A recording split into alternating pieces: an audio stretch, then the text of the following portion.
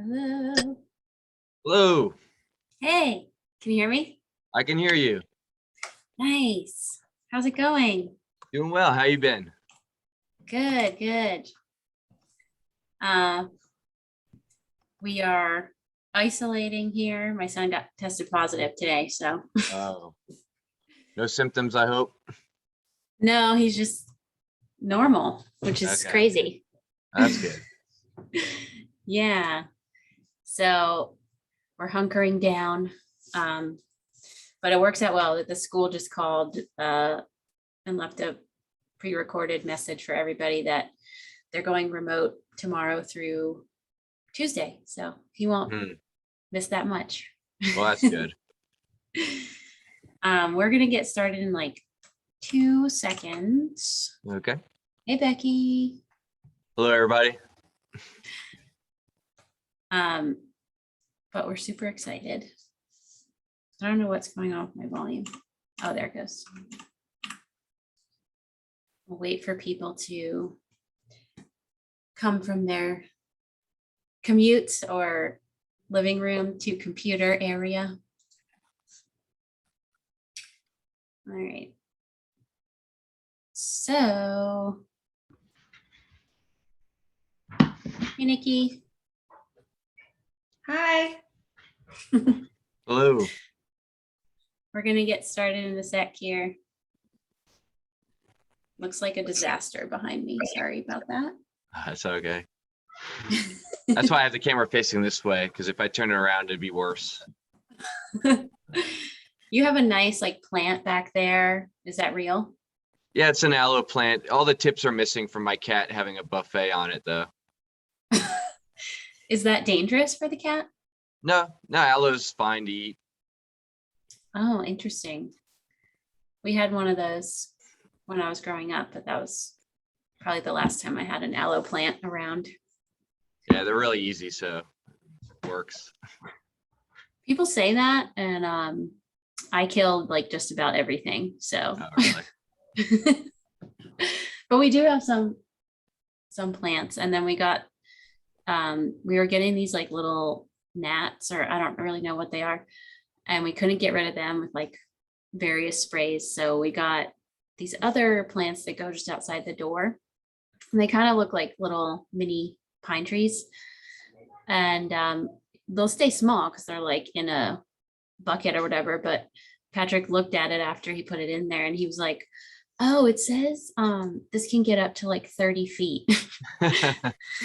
And we were like, oh, whoops. But hopefully it's like a bonsai tree, like if you just keep it small. Like a goldfish, it depends on what size container it's in. Exactly. Patrick's coming over here.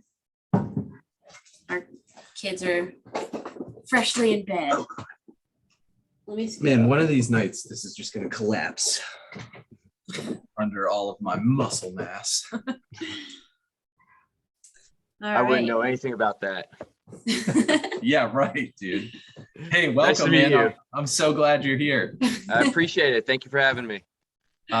Ever since we went remote, I feel like we've gotten to meet all of my Instagram heroes over time. So Yes. This is really cool. Well, hopefully I don't live up to the adage of never meet your heroes. Yeah, when I told Patrick that I got you to solidify a date, he was like really pumped. So we are I appreciate that. so happy to have you. We're going to jump in. So some of our students have tuned in live, but for anybody who couldn't make it live, I got a few messages that people were either like training in sessions or things like that. So we'll have a recording available if you guys want to watch it again after the fact. So welcome to Table Talk. This is kind of our weekly group coaching call that we have available for our students, and every couple of weeks we like to have a guest speaker on. So we're super happy to have Mr. Michael Wille on. I met Michael in person at the Strong First Level 1 cert in Tampa, but I know Patrick had known of him for a long time through the internet. So when I found out that I was going to meet you in Florida, we were like super excited. And I tried not to pick your brain too much because we were like there for a reason. So I'm really glad that we'll have a little more time to talk today. But I guess we'll just start with kind of who you are, a little bit of background about how you got into training and your story. Yeah. Well, I don't know how common of a story it is, but I wasn't one that grew up, lifting weights or being in the gym. I did grow up being very active. I participated in a lot of sports, primarily baseball. Then I was big into skateboarding. So skateboarding and baseball were my two big things growing up. It's kind of what shaped me physically, and what kind of gave my love for sporting and just being a physical active lifestyle. But it wasn't until I was like 2021 where I actually first went into a gym. I was living in North Carolina at the time, and a friend of mine went to the gym a lot, and he's, kind of brought me along, showed me, the ropes, which really helped because, for beginners, I mean, especially, a guy, with the intimidation of being in a gym, having kind of a chaperone, so to speak, really helps, or, a tour guide, somebody that, can, give you that kind of comfort for that first time where you don't know where to go. So you're aimlessly walking from a machine to machine, trying to like read what it's supposed to do. So that's kind of the first experience, and, just kept kind of, at the time I wasn't playing baseball, and I was in when I moved to North Carolina, I didn't know anybody, so I wasn't really skateboarding. So it was really my only physical outlet for any kind of physical activity. So I kind of really latched on to, working out. At the beginning, all you knew at that time was kind of like bodybuilding. And I wasn't really into bodybuilding per se, but that's kind of the path it was, because if you went to the gym and lifted weights, it was basically your men's magazine bodybuilding routine that you were always doing. So it was that, and I really, it kind of, like I said, gave me an outlet on physical outlet, and kind of gave me a passion for learning more about how, not so much doing the exercise, but learning more and delving deeper into the physiology of it all, why it works, what's the best work, human movement in general, how do people learn how to move, how do you teach how to move. So when I went back to college, I went to Florida State, got my degree in exercise physiology. Florida State at the time didn't have, I don't know if it's changed, a pre-physical therapy degree. So I went exercise physiology with extra electives to meet the pre-physical therapy degree. So that's where my formal education background is basically exercise physiology, but pre-physical therapy. Wow. So Cool. that's kind of the formal education side. Then, being a young trainer out of school, just kind of trying to find your way, trying to find your niche, because it's a very saturated field. It's hard to, stand out, especially when you're 5'9", sub 160. At the time, it's like, if you don't look like the men's magazine bodybuilding guy, you gotta have some other kind of something else that you bring to the table. So, I was one of those young trainers that just, did everything. Like, I had to go to do every cert. I had to read every book that all the, my heroes told me that was good to read, follow and buy the DVDs and books of all the people that you're following, and, kind of found my way through there. So that's kind of where I came from and how I got to where I'm at, so to speak. Tell us more about where you're at now, having combed through all those books and classes and DVDs and stuff like that. Yeah, I don't know, in my experience, when you first get out, it's like you have everything. It's like just soaking in everything. You don't know a lot, so you do everything, and it kind of funnels. You never, in my case, I shouldn't speak, for everybody, but personally, I never lost kind of or never discounted stuff I've learned that maybe I don't use nowadays, but I still take what I've learned and it has shaped me, even if I don't use it. It's more a big thing I learned when I was a young trainer that really I still stick with is principles over methods. Don't get married to a specific method. When you have a principle that you stick with, you can use multiple methods to get what you need to get to. So, where I'm at now is obviously I teach for Strong First. I'm a Strong First team leader, which means I, go to certifications to instruct and certify other trainers for kettlebells. I assist with, barbells, the certification with the Strong First. I've assisted with body weight. So, I work with them formally there, but then I've also assisted for functional range conditioning when I've hosted them at like every cert they've done. So like when we had the bigger gym, we've hosted Strong First events. We've hosted functional range conditioning, both FRC, kin stretch, all the FRs, FRA, and a kin stretch certification. So we've hosted, and I've gone through it multiple times with that. So Cool. kind of, I guess, online, known for mobility and strength, kind of through those two schools. But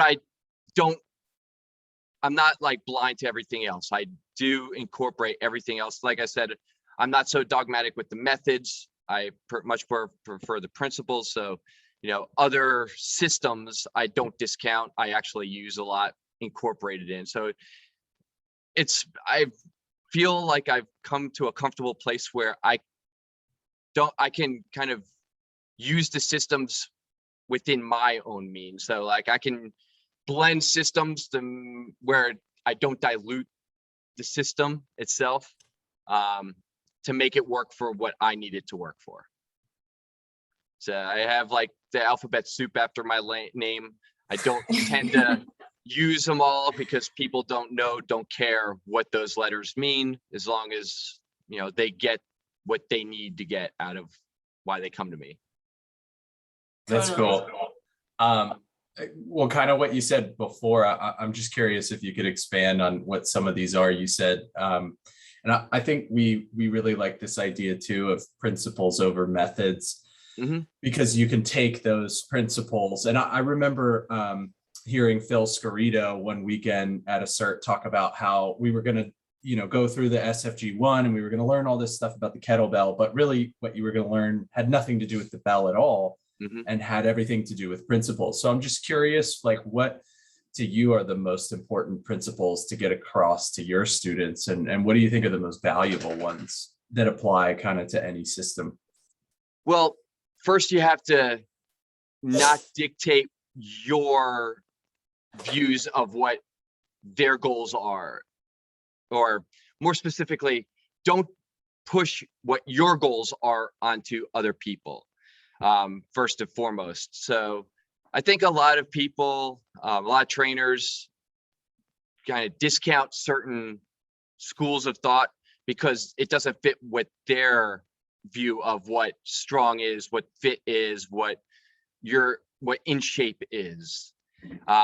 So listen to first and foremost to what that person wants, and then giving them what they need through the principles. What I mean by that is, personally, I love using kettlebells. I don't think kettlebells are the only way to get results. I certify people in kettlebells. Kettlebells is a huge part of what I do, but I'm not going to force somebody to use a kettlebell that doesn't want to use a kettlebell. There are other ways to do it. What are the principles of using kettlebells for strength? Force equals mass times acceleration. So kettlebells are a great way to get both the force with grinds, the acceleration with ballistics, but there are other ways to develop both of those qualities without the use of the kettlebell. Same thing with the barbell. I love, heavy barbell lifts, but they may not be appropriate for everybody. What are their goals? If their goal is not to necessarily bench press, X amount of weight, deadlift X amount of weight, they just want to get stronger in a hinge. I have thousands of other variations, multiple different implementation to add progressive overload to a hinge. I don't need a barbell. I like a barbell. I would like to tell them why the barbell might be the best for them, but I'm not going to force somebody to do a certain thing. So that's kind of what I mean is like, I'm not going to be so dogmatic in kettlebells. Kettlebells are the, perfect tool to get every result ever. And I'm going to tell you why you should be using a kettlebell, even if you tell me you don't want to use a kettlebell. Right. That makes sense. Yeah. So I remember Svina, when we went to FRC, would always Kettlebell Steve. have Kettlebell Steve that he would refer to. Yeah, when I was there, it was Kettlebell Michael, and then so. Oh, was it you? It wasn't based on you, was it? No. He was just changed the name because he liked to rib me when I was there. Oh, that's good. That's good. Yeah. No, it's just tongue in cheek with me. So, yeah. That's funny. Or he'd look at me and like say something about kettlebells, but I knew, because it's, again, he was going over principles before the methods type of thing. So we kind of talked about Strong Person FRC. I only know from your Instagram that I saw you doing martial arts. So is that something that you still do? So, martial arts, like I would not put that under something that I'm a specialty in, or I would like market myself as. Jiu-jitsu was another outlet that I found to kind of get my competitive kind of outlet in, my sports outlet in. It's something I've always wanted to try. And there was an opportunity that presented itself where we were actually able to bring in a jiu-jitsu instructor, a professor, to teach jiu-jitsu out of our gym. So it was a perfect opportunity for me to finally start taking jiu-jitsu. And it was like, I finished teaching class, put on my gi, go into the dojo next door and to take jiu-jitsu. Cool. Unfortunately, February, a couple years ago, I tore my ACL in jiu-jitsu. This was 2 classes before the pandemic shut everything down. So we were all shut down for all of that for the year there. And then due to that shutdown, the professor had to go back to Brazil. So we didn't have the school coming back. So since a couple of years, a friend of mine is a black belt, and he's been kind of like private coaching, but mainly it's just like been sparring. So it's been a year of just getting smashed by a black belt when I can. But on that route, the biggest thing I've taken from jiu-jitsu is being a beginner again, learning how to be a beginner. I think every coach would benefit from doing something that they've never done, that they are terrible at, and getting a coach and learning what it's like to come up as that completely green beginner, and not only learn how to be a beginner, but learn how to learn how to be coached, and see take from the coach the positives and negatives of what you're finding from being coached. I learned a lot about what it's like to be frustrated with not getting it, but with jiu-jitsu, what you have on top of that is when you don't get it, you're smashed, you're getting like grinded into the floor, your joints are getting crushed, and you're getting choked out. So when you don't get it, it gets even more frustrating. So I've really learned what I liked, what I didn't like about being coached when I was just coming up. I learned it's a good way to learn a little empathy too, for when you put yourself into your students' shoes, and you see the frustration building in them and how you felt, and like, okay, what can I do to kind of, let's move this away from the frustration, add in some successes. A big part, like I said, for a year, all I got was sparring with a black belt, as a fresh blue belt with one little stripe on my belt. So if you're not sure where that lines up, a huge gap in both experience and skill level between a high level black belt that goes and teaches seminars around the world and somebody that just barely got a blue belt. It's a big difference. So when you're not going over skill work, you're just getting sparred with the best. And even when they're just kind of toying with you, you're getting smashed. You feel helpless. You know, you're on the bottom, you're getting, you can't move, you're getting pinned down, you're not able to do what you've learned already. You're trying to execute your skill. You're trying your best to do what you already learned how to do, but something is preventing you from executing that, what you've already learned.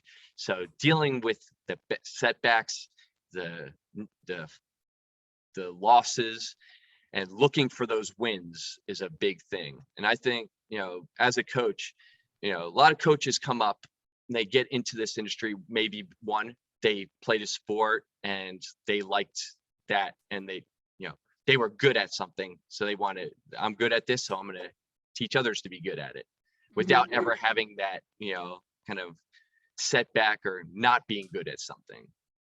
So learning how to, you know, get that empathy of not being good at something, learning the frustration of losses, and kind of getting that to, and integrating it also into your coaching is a big thing, in my opinion.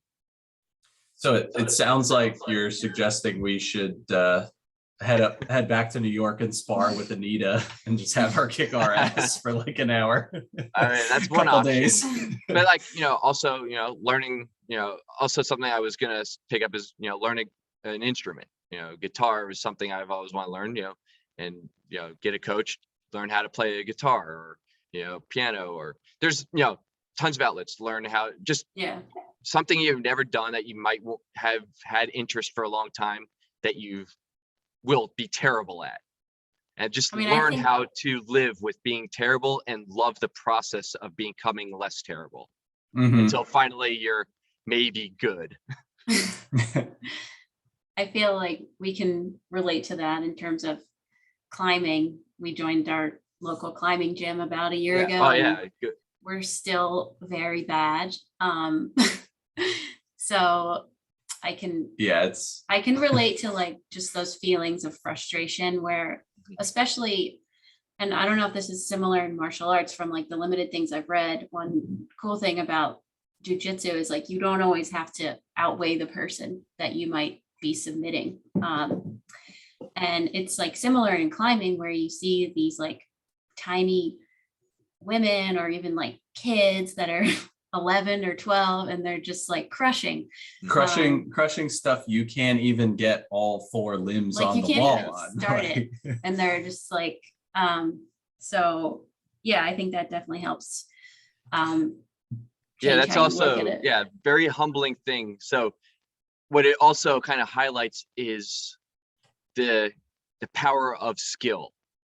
You know, for me, like what got me through a lot in the beginning was I was a lot stronger than everybody that I sparred against, but strength only goes so far, and you can only rely on it so much until somebody that you should be able to overpower is just, you know, taking you to school. You know, somebody smaller and weaker than you, just exhibiting how much skill matters and how much that skill plays a part in execution. Totally. Just real quick on the climbing thing, because you had said something, Michael, that I thought was really interesting about jujitsu, and I know we've talked about this with climbing, that sports like martial arts and climbing and mountain biking and lots of others, they all have like this real consequence of making mistakes and making errors, where it's not just like, oh, you missed a rep and your session didn't go that well. It's like you fell off the wall and you might have taken a pretty hard landing. Or in jujitsu, you know, if you make a mistake, like now you're finding your shoulder in an immensely painful position or things like that. And I think, like you said, you know, being a new student or being a newbie in an environment that has real consequences is a great way to start learning very quickly how to do something and how to get it right, because the stakes are so consequences much of the higher. failure. Yeah, the consequences of the failure can like speed up, or I don't know about that speed up, but I always had that, like I said, maybe growing up motivate, more skateboarding. motivating. Yeah. It's a good point. Yeah, so skateboarding, like that's how I like you keep falling until you finally get it, and the getting it makes the falling and the hurting all worth it. Just for Luckily in the 2 gym, seconds. luckily in the gym, we're experts enough where we mitigate all the hurting part until our students get it.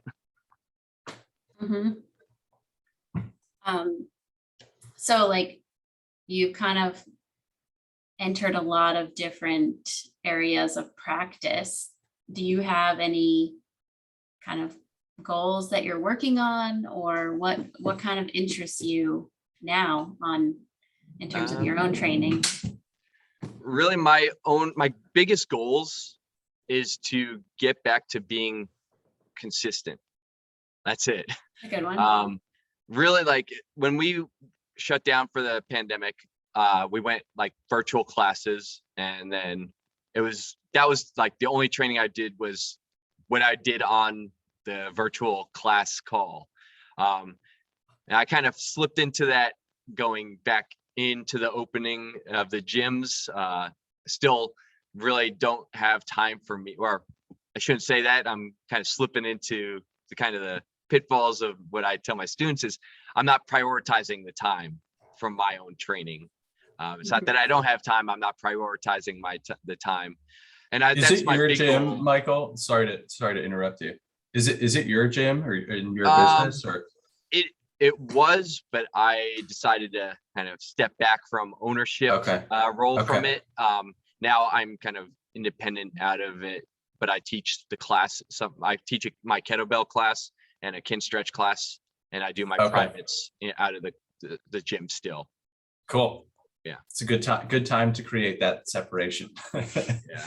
Yeah, and over the last couple of years with prolonged intention of moving to some online stuff as well. Cool. So hopefully that's not really gym goals, but it's more professional goals. That's kind of this year I'd like to get my training back to consistency, where I can actually make some goals, strength wise or for personal reasons, but then the business as well. So.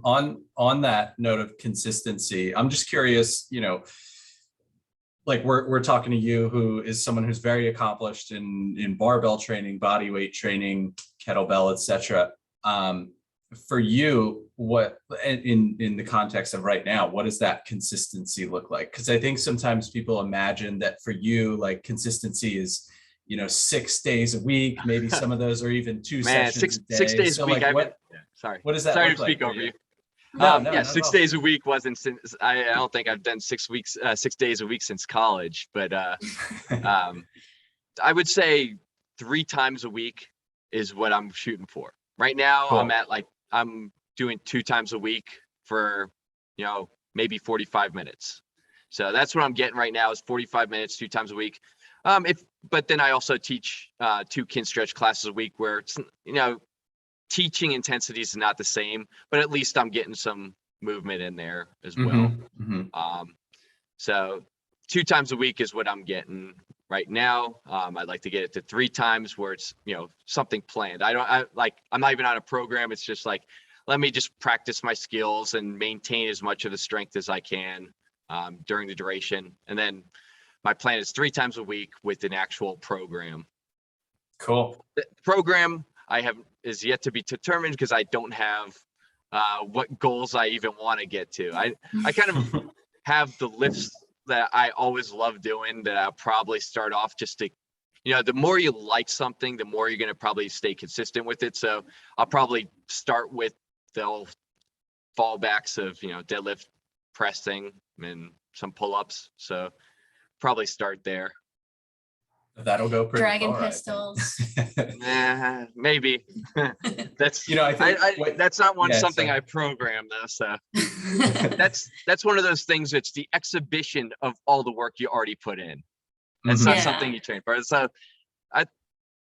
we haven't touched on it, but like, I haven't been on Instagram in like 2 years. So it was kind of like, where do I want the Instagram to even go? Do I want it, because I always have this weird, concern of, what am I putting out there? Is it, too much of exhibition versus, what actually gets you there?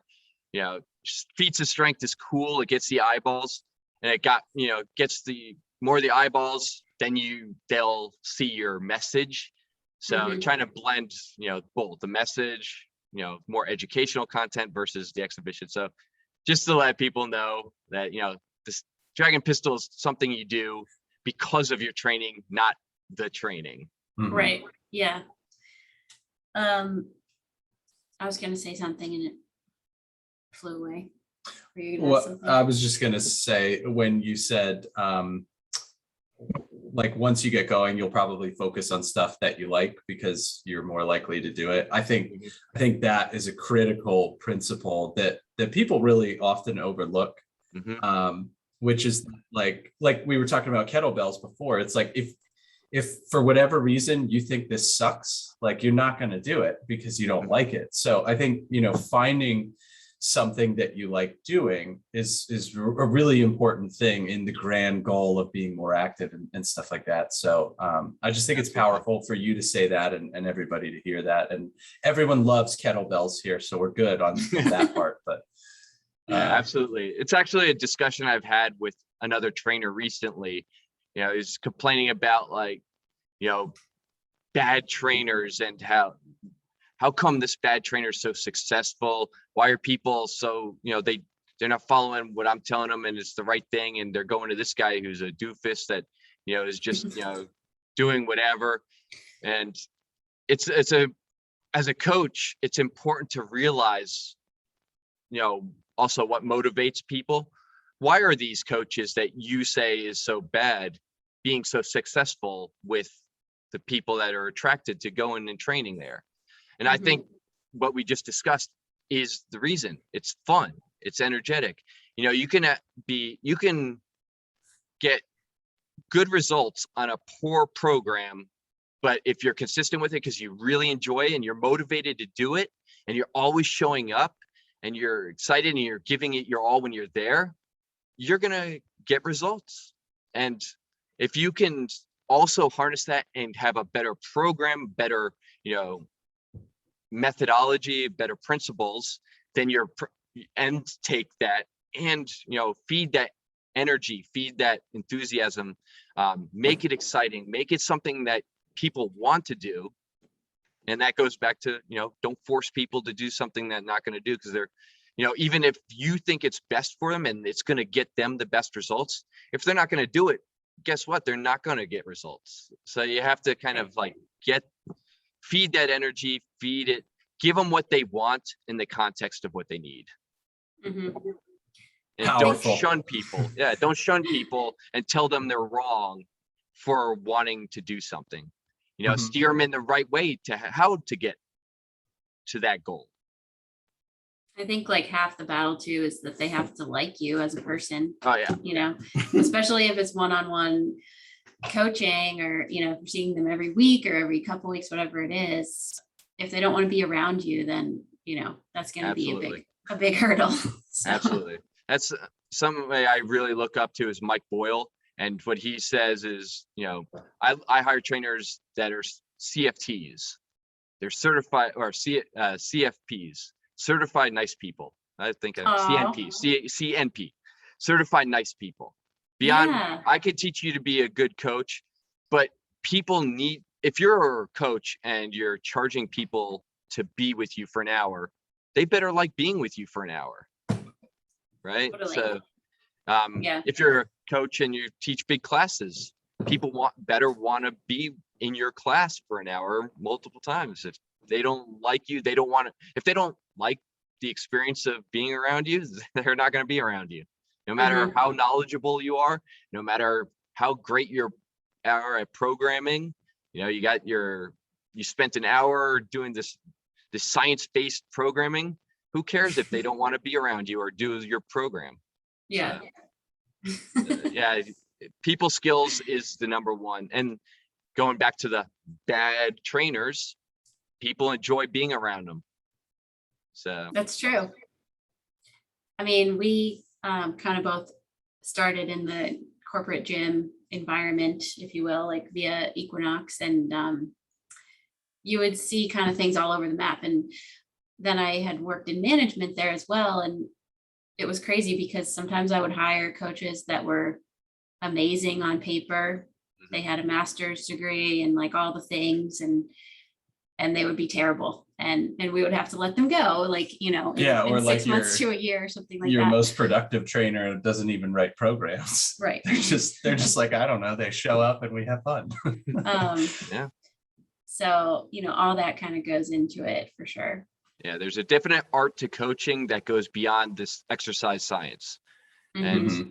And in recent years, that has been more of my interest than any of the, reading super training for the, again, super training is gone. I've gone on the back shelf for, a decade or so, where now it's really learning how do people learn and how do people get coached. And I think, I have the tools in place to get people results. It's connecting with people that is the art of coaching that I think more coaches should take part in. As you learn more, you should write a book called Super Coaching. Yeah. And that'll be the next big reference textbook. Well, yeah, I tend to agree with that also because, like, in my personal experience, Patrick majored in the field in undergrad as well, but I went to Boston College and majored in theology, so not anything having to do with what I do now. And maybe those skills help me now in some way, but I can remember like getting a lot of pushback when I first had applied because I was a brand new trainer and I majored in something different. And when my manager left to go to a bigger club, she said, like, hiring you was one of the best risks that I ever took because you just don't really know, based on paper. People have to want to be around you. You have to want to work and learn and just expose yourself to all the things. So definitely. A lot of great coaches I know have no background formally in the field. If a lot of them have been successful because of their people skills at first, in learning how to connect on a personal level. If you're a personal trainer, don't forget the personal in the personal trainer. You're not just a trainer, you're a personal trainer. There's a human connection, that people need to trust you. Again, going back to one of my heroes quotes, nobody cares how much you know until they know how much you care. I would agree with that. We care about you guys a lot. I feel like I could ask questions all day, but I want to give some time. Do any of you guys want to ask Michael anything? So many hearts. Yeah, a lot of hearts. You can unmute or you can type something. Everybody's shy.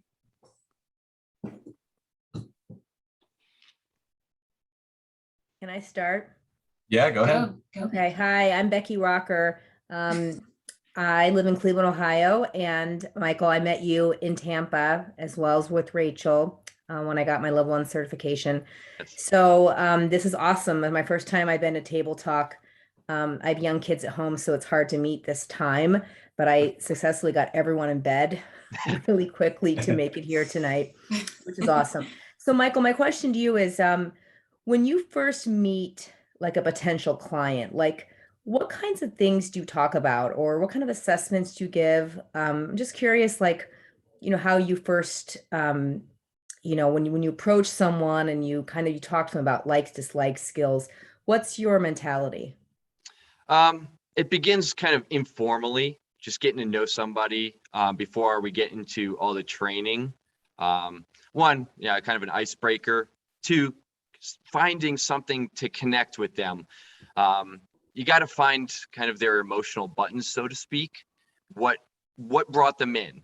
And asking a lot of questions is what I like to do, because a lot of times if you just take their initial answer at face value, so why did you come in here? What brought you in here? What's your goals?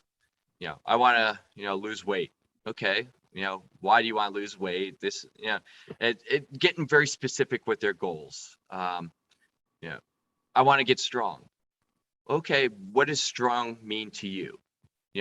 In 12 weeks from now, if we did a 12-week program, what would be the measuring stick that we were successful and you are now strong? So kind of these probing questions to really delve into their why, starting with why. What is their why? Why do they want to get strong?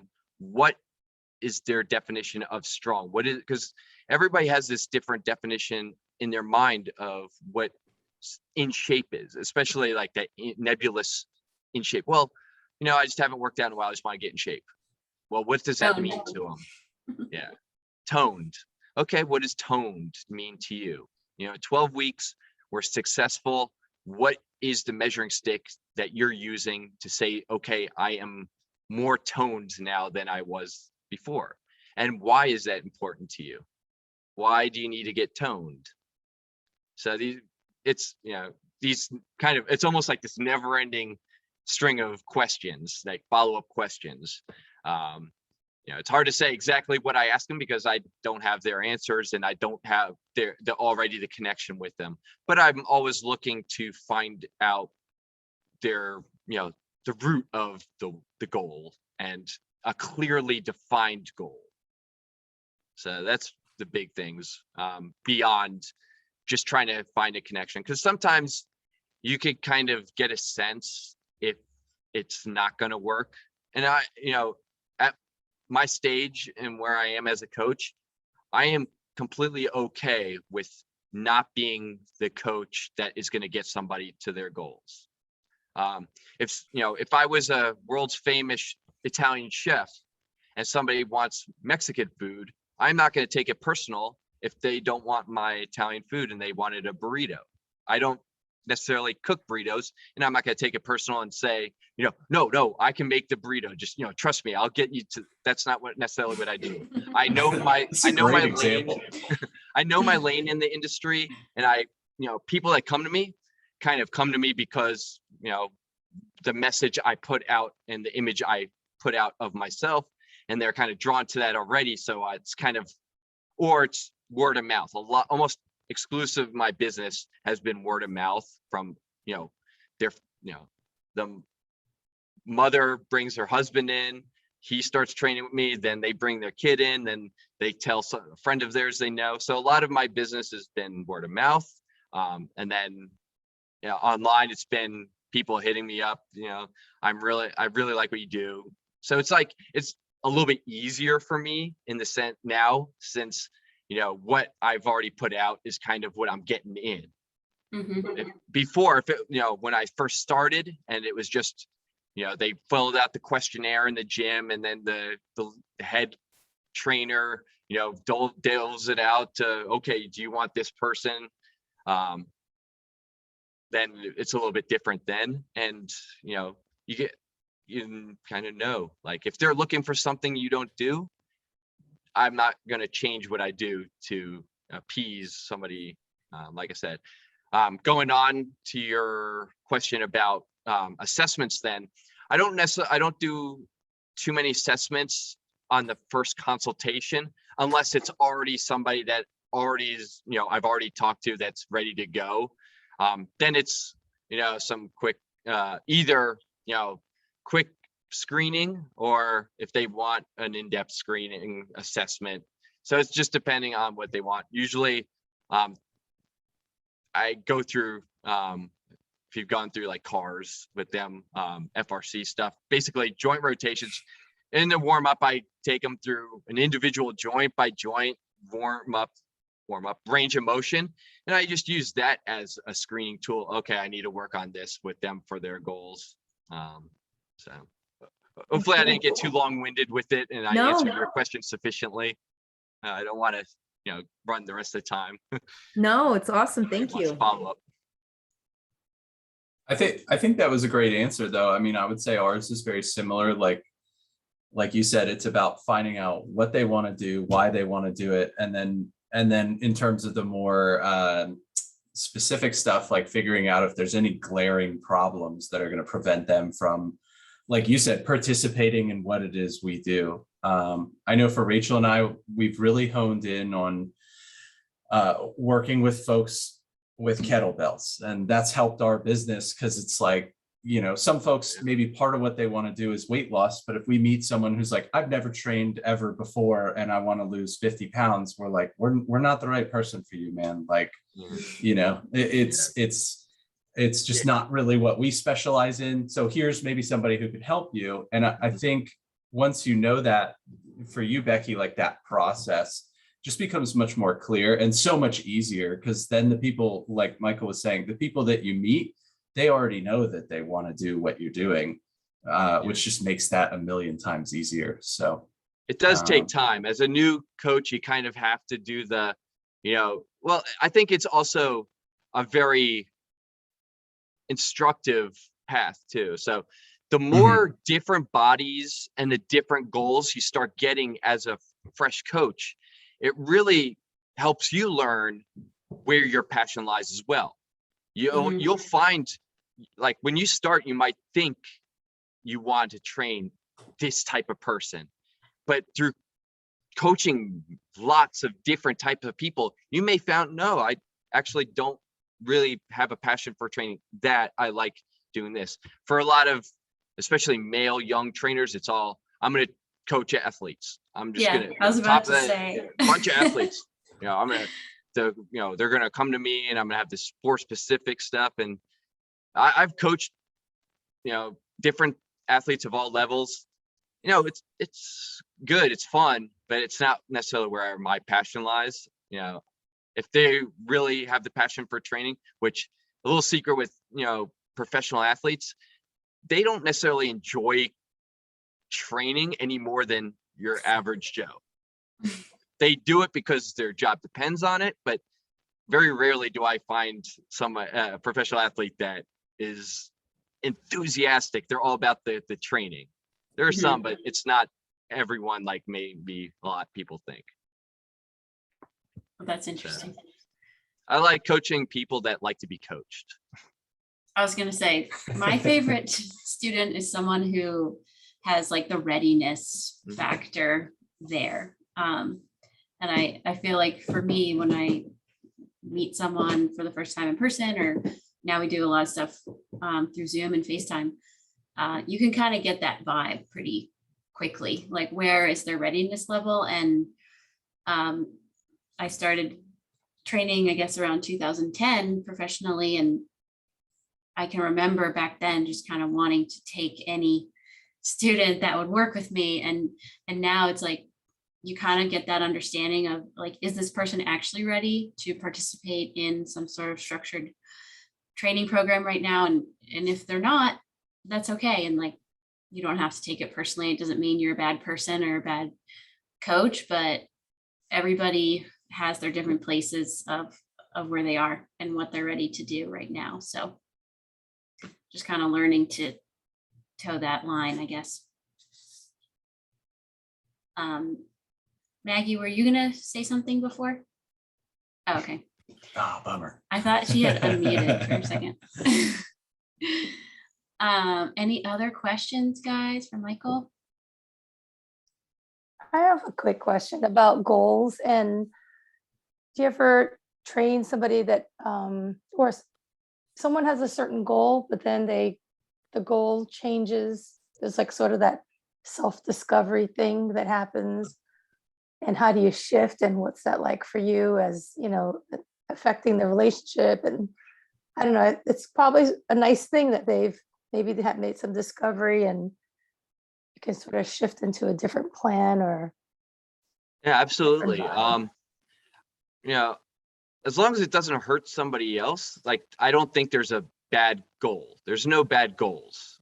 You know, there might be goals that, you know, you might need to educate somebody that, you know, why it may not, or maybe what the cons are for the goals, so to speak. You know, if somebody's goals are, I want to participate in the CrossFit Games and none of their joints move and they've never trained before, or, you know, you get somebody that's never trained and wants to run a marathon and they've never run a 5K before, you kind of be realistic with their goals. So it's your job as a coach to educate the person, make attainable smaller goals maybe. But if we're talking about a wholesale shift, you know, I've had that plenty of times where I want to work towards, we'll take somebody I'm working with right now. I want to work towards the SFL, the Strong First Barbell certification. There's certain requirements needed for that, where, you know, 8 weeks into the program, I changed my mind. I want to go after my level 2 instead. Okay, so we'll back off that and go, you know, switch it up. That's, you know, that happens all the time. And, you know, like I said, with the Strong First certification, maybe it's a 5K goal. Now I don't want to do 5K. I want to do, I want to go and climb, you know, Mount Kilimanjaro or something. So it's, you know, there's all these shifting goals. I had a 75-year-old client do that last year. It was awesome. Wow. Just an aside, yeah. But, you know, there's always these shifting goals. And, you know, as a coach, you know, it goes to that, why is this your goal? Maybe you could find this common link of, you know, something deeper rooted. Why was it this goal and then this goal? What is, maybe there's something underlying that, you know, they're trying to work towards, and they just think getting that goal will get them their real goal, so to speak. You know, does that make sense? Like, they have this goal within them that maybe they don't feel comfortable telling you what that goal is really. So they express it to you as, I want to do this. And they think getting this will attain their real goal. So changing their goal makes, maybe in their mind, makes more sense to get what they really want. So it's having that, you know, openness and communication with your student on, you know, trying to get to it. And, you know, if it's a changing goal, it's a changing goal, and we switch the programming up accordingly. Awesome. Any other questions, guys?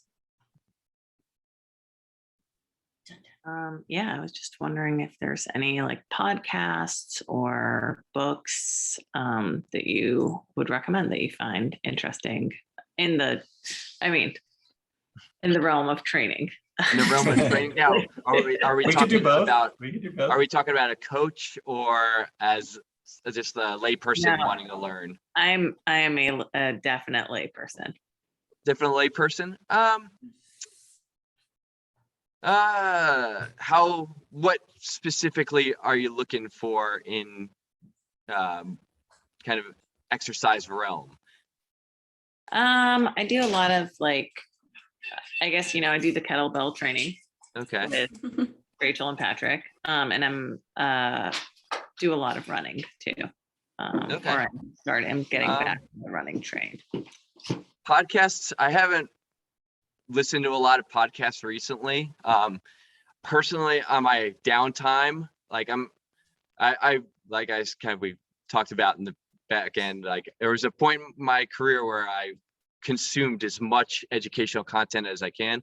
Nowadays, I like to stay as far away from the training stuff when I'm not training. So I'm really a music lover. So it's like, I listen to like other science podcasts, music in general, skateboard podcasts, sports podcasts. I'm a big Florida State Seminole fan, so lots of Seminole podcasts. So it's really, I don't know what's out there for, you know, training, but you should definitely go on Rachel and Patrick's podcast every week and listen to theirs. books wise, there's a bunch of different ones. Like for the layperson, I really liked, again, I don't necessarily agree with everything in every book, but let's see, let me look at my bookshelf here. What am I looking at?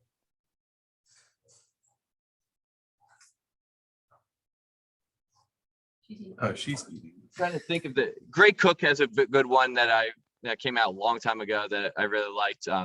Mike Boyle has a couple of books for lay people. Alwyn Cosgrove has good books out there for the lay people. What's that one with the running that started all the barefoot craze? The barefoot craze was born to Born to run. Run. Born to Tara- Run. I really Tara like Born to Humara? Run. It There did it is. spawn maybe a little bit of an over exuberant barefoot running culture that kind of then shifted to that was dumb, where we should have found somewhere in the middle. But I like the book itself. Sapiens, I really like the book Sapiens. There's a bunch that have been on my to read list that I haven't gotten to. But yeah, maybe I should put reading back on my goals for the year list. Because it's been a while. Like I Those really, are some good ones. yeah. So I've kind of decompressed from the professional realm into my hobbies and kind of outside interests when I'm not in the training mindset.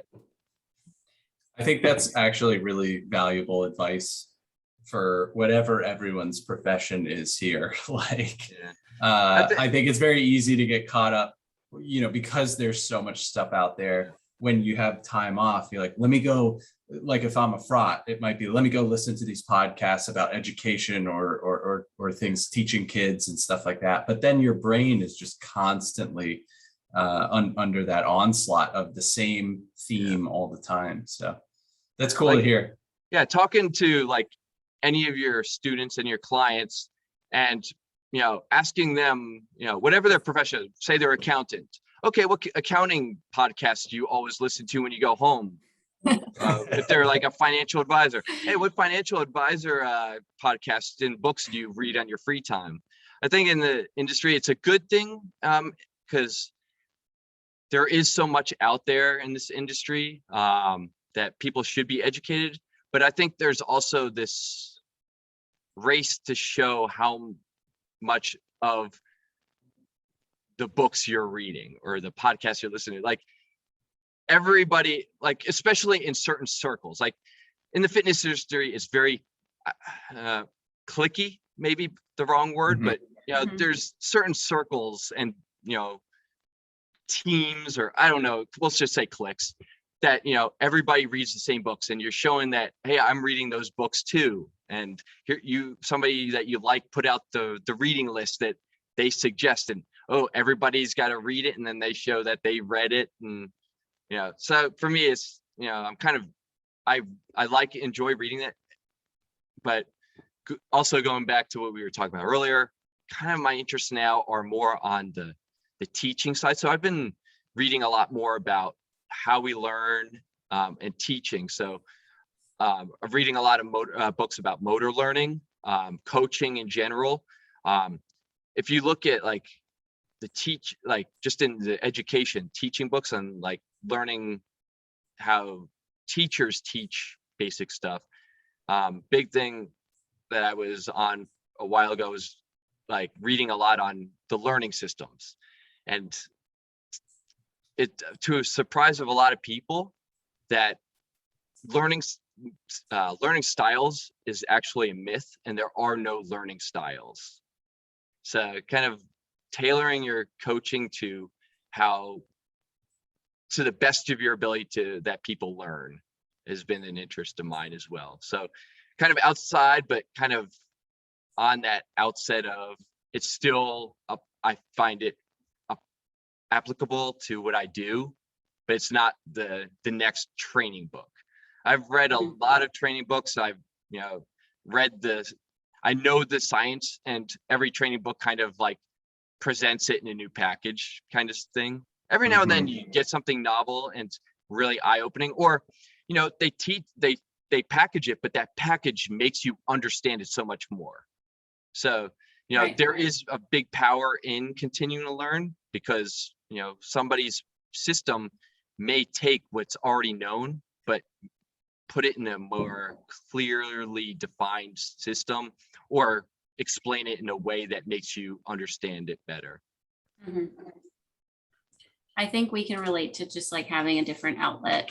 I'm always very interested in stand-up comedy, which means Patrick's interested in it because I force him to watch a lot of it. But I think, you know, it's important to just have kind of other interests and things that you're passionate about and can kind of give your brain a little bit of a break.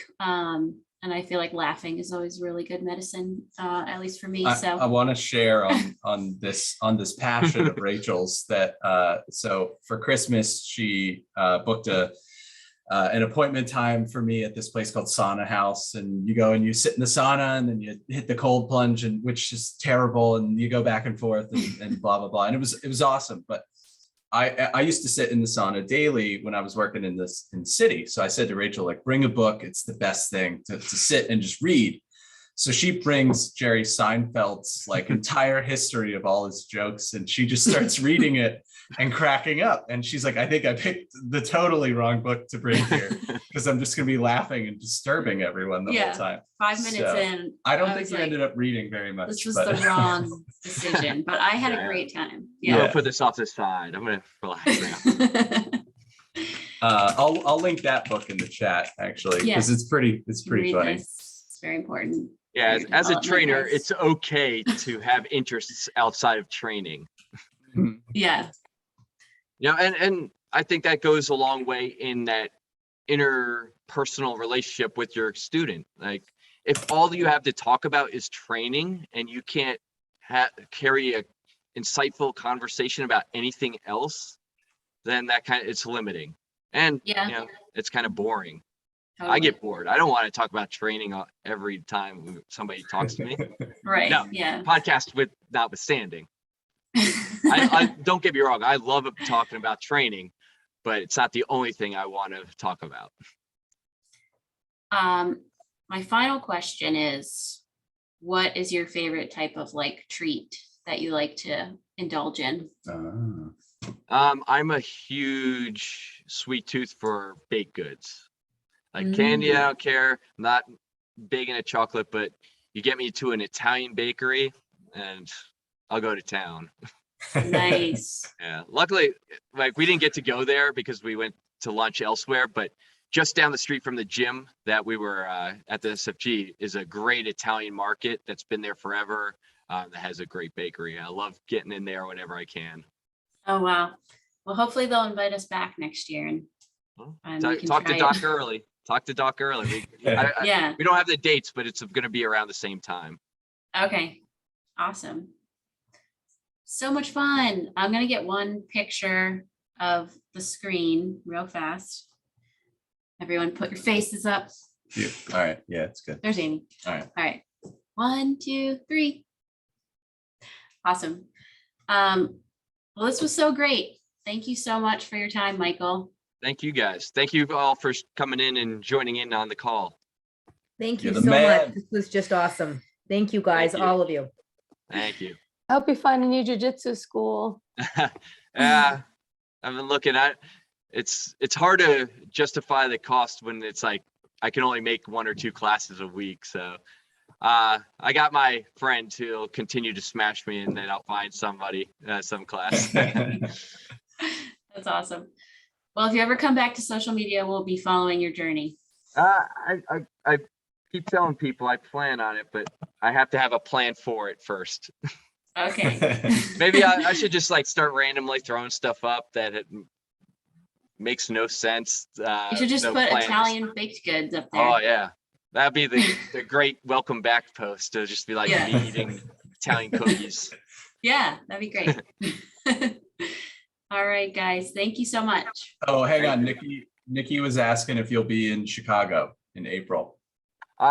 Most likely not. they would have asked me by now. Oh, okay. I would love to. If you have never been to Chicago for a Strong First event, that's one of my favorite places. Like the Dome, I got my level 2 at the very first Dome, and then I did my SFB at the third Dome, and it's just a really great time because it's usually so many people. It's like a huge Strong First convention, so it's a lot of fun. But I wish I could go, but haven't been. We'll be in the there, past. Nikki will be there. Yeah, fun times in Chicago. I love Awesome. Chicago as a city too. So Yeah, we didn't get to explore that much No, last time. no. Yeah, this see. time it looks like it's going to be in and It'll out, be quick. unfortunately. I usually see. those are like the only vacations I take, or when I get to go out and like I'll spend an extra day or two in the city just exploring.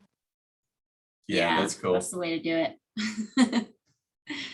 Oh, well, hopefully we'll catch up to you soon then, either way. All right, look forward to it.